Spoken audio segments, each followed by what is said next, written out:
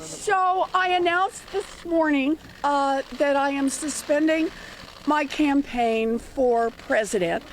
I say this with a deep sense of gratitude for every single person who got in this fight, every single person who tried on a new idea, every single person who just moved a little in their notion of what a president of the United States should look like. I will not be running for president in 2020, but I guarantee I will stay in the fight for the hardworking folks across this country who've gotten the short end of the stick over and over. That's been the fight of my life, and it will continue to be so. So, anyone have a question?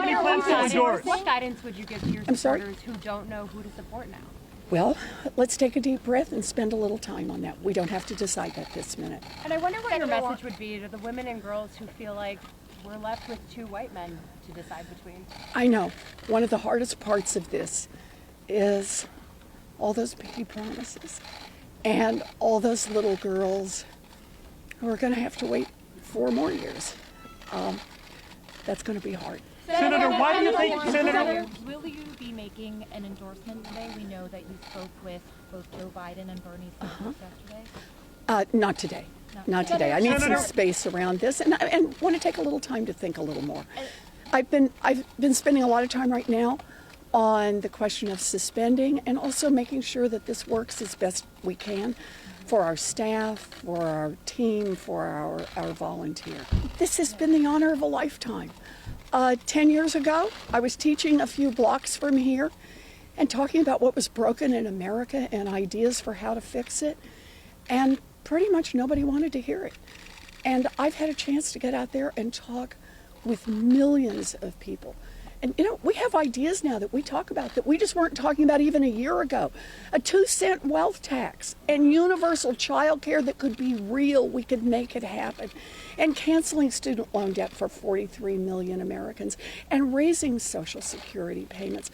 Those are life-changing events for people. And we can actually do this. So I'm delighted to have been here and honored to have had this chance. I was told at the beginning of this whole undertaking that there are 2 lanes. A progressive lane that Bernie Sanders is the incumbent for and a moderate lane that Joe Biden is the incumbent for. And there's no room for anyone else in this. I thought that wasn't right, but evidently I was wrong. Gender in this race, that is the trap question for every woman. If you say, yeah, there was sexism in this race, everyone says, whiner. And if you say, no, there was no sexism, about a bazillion women think, what planet do you live on? I promise you this, I will have a lot more to say on that subject later on. All